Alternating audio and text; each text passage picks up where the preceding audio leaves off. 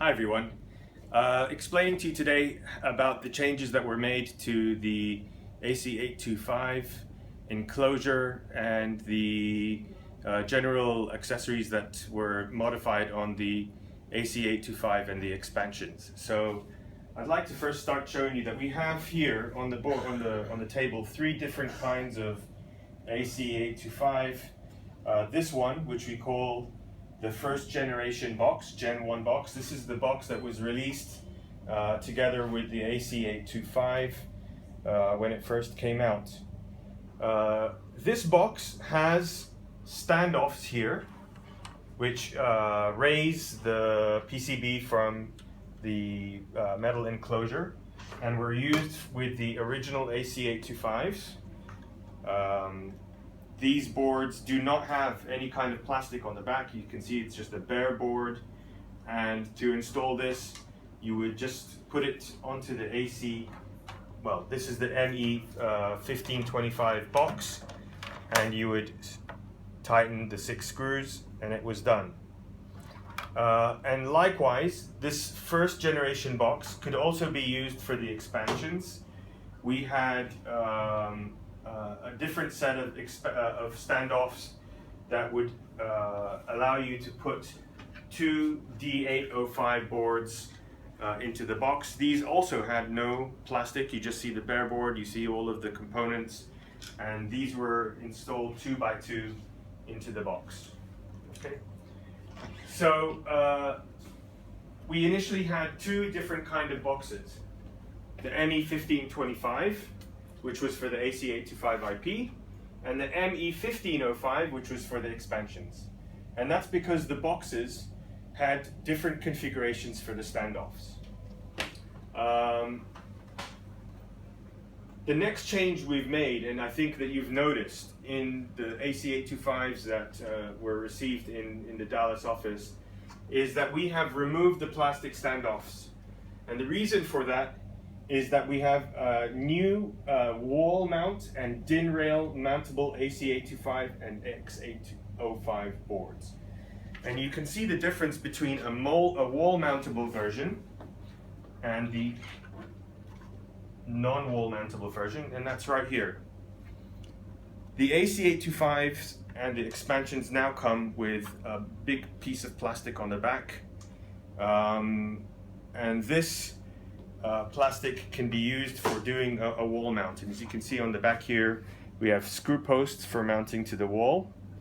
And to remove this piece of plastic, it's the same 6 screws that we have here. You just remove those, and it's really easy to remove the AC-825 IP.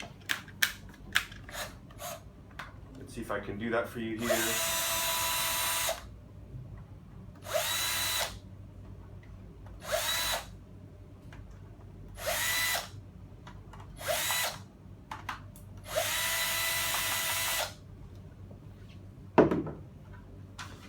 There you go. So, first step, mount that on your wall somewhere, drill in, mount it, then you can mount this board. As simple as that. Now, when you buy the AC-825 IP with the metal enclosure, this entire unit is now pre-installed inside the metal enclosure without the standoffs. And when you buy the model, the metal enclosure for use with the expansions, it looks empty. It looks empty, much like this. It comes empty, and you have here the D805s. This is what they were like before. Here they are now with the plastic boards. For the installer to install this into a D8 into the new ME1505s, they just remove 4 screws. 1, 2.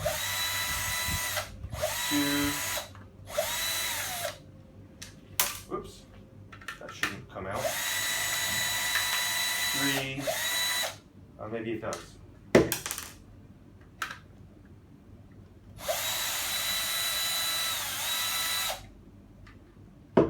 4. And then there are screws already embedded in the box, as you can see. All the installer will need to do is remove these screws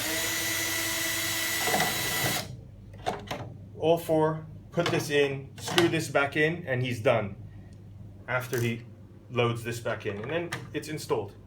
As simple as that. Now I'm sure I'm not a real installer, so what I'm doing is just for demonstrative purposes. But that's the concept for the new plastics that go. But these plastics can do more than just do wall mounts. These plastics also include what's called a DIN rail installation method. And it is used for electrical boxes that have railings. They are kind of long metal strips that these basically can snap into sideways. So they will snap in like that.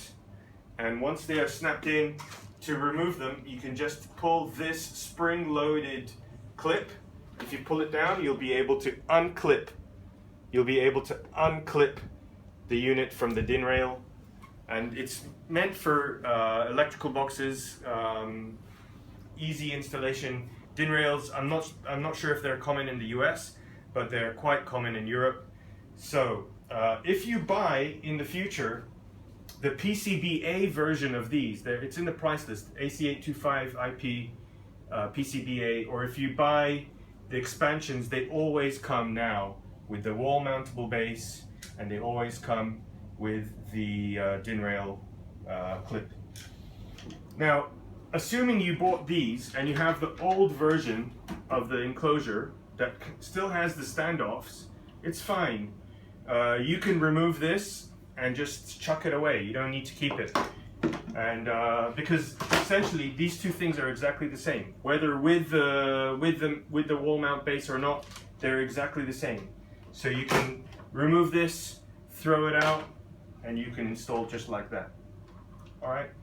If you have some of these in stock and you don't, and you have the new box that comes out without the standoffs, and you're wondering to yourself, what can I do? You're gonna have to ask the customer service team here, and we can send you some of these kits, some kits of these. I'll send them to you at no cost. Just let me know how many you need, and we'll send as many as you need to upgrade your existing PCBAs to be able to be wall mounted and then compatible with the new ME1505 boxes. Okay, so as it goes, the first thing that we had done, there's kind of 4 or 5 steps here, is after we released the first Gen 1 enclosure with the plastic standoffs, we removed, in step 2, we removed the plastic standoffs, and we started selling the AC-825 IPs and the X805 expanders with the new wall mounts. And then during that time, we had gone to UL. And when we went to UL, we realized that there are some improvements that we want to make to the enclosures. And so we developed what we called a Gen 2 enclosure for UL. That Gen 2 enclosure is called the ME1515. Okay? But we have never really shipped the ME15 to anyone yet. The next step we did is that we used some parts. We wanted to stop selling the Gen 1 enclosure, and we wanted to start using the Gen 2 enclosure.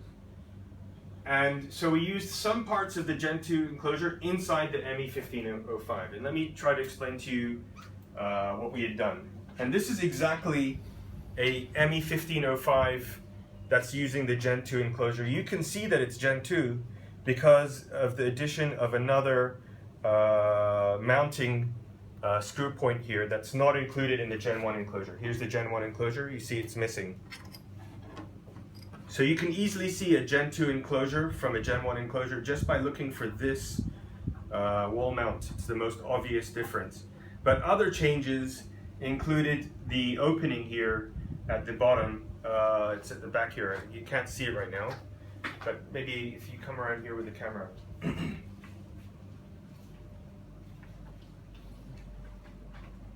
You can see that for all intents and purposes, this looks exactly the same as the old one, but there are addition of 2 screw holes, okay, in the Gen 2 box, And that's it. It looks the same as a Gen 1 box. It functions the same as a Gen 1 box when it's used as an ME1505. And the last step in all of this is the ME1515 enclosure, which I have on the right here, which is in fact the enclosure that passed UL. This enclosure is the Gen 2 enclosure, but it also includes a new feature down here, which is the C14 connector. This connector allows anyone to do an installation even if they are not a certified electrician, because everything else that's dealing with high voltage is now doesn't require anyone to touch live wire when they're doing installation, or potentially live wire. So you can plug in a C14 cable, a typical cable that's used with a computer, and we also have this mechanism here. It's a locking clamp. Okay, it's what we call a pull-safe technology. It ensures that if someone uses the C14 enclosure, afterwards that cable is clamped and won't possibly be pulled out by accident. I mean, you have to put several kilos of force to be able to pull through that that clamp. And if you do not wish to use this C14 enclosure, if you want to install it the old way, the installer can simply remove the C14 cable. You unscrew 1, 2, 3, pull this off, remove these 2 screws to unhook the 3 wires, disconnect those 3 wires from the fuse holder, remove the 2 screws from the bottom here, and everything slips out, and the product is exactly how it used to be. One of the reasons that we also like this C14 connector is because previously, for like the US, for example, you had to have the wire plugged in for safety reasons. Now with the C14, we don't have to pre-connect the cable, and also it makes this box capable of being sold anywhere in the world, because every country has their own standard cable. We plan on shipping the ME1515 and the future AC-825's IPs that feature this connector without a wall cable. That's something that our customers or even RSPI are going to have to locally source and add into the box prior to delivery to the customer. It saves a lot of effort for us. We don't have to hold like 10 different SKUs in the warehouse, and so this is a real plus for us, and I think it's going to make our logistics efforts a lot better. So that's something to come. And when we start shipping this one, we will stop using the ME1505 completely. So the last step here, you'll see number 5. We will move to the ME1515 in the coming builds. The ME1505 will be discontinued. So if you try to order the ME1505, the customer service team will tell you that the 1505 has been discontinued. Please change your order to use the ME1515. Okay? So just a reminder, now you know how to tell the difference between a Gen 1 enclosure and a Gen 2 enclosure. You know the reason why there are no standoffs in the metal enclosure. And if you need to have the wall mounts for the back of the D805s to be used with the new enclosures, you can request them from the customer service team. Just ask for wall mounts for the D805 or the P805, R805, they're the same. Doesn't matter which expansion. Any X805 wall mount. Just tell them how many you need. Tell them how many wall mounts you need for the AC-825 IP. And basically what we're going to send you is these pieces of plastics. and maybe the mounting screws for the wall mounts. We have a kit that comes, an installation kit that will come with these for you. Okay? I hope that's clear. Thank you so much.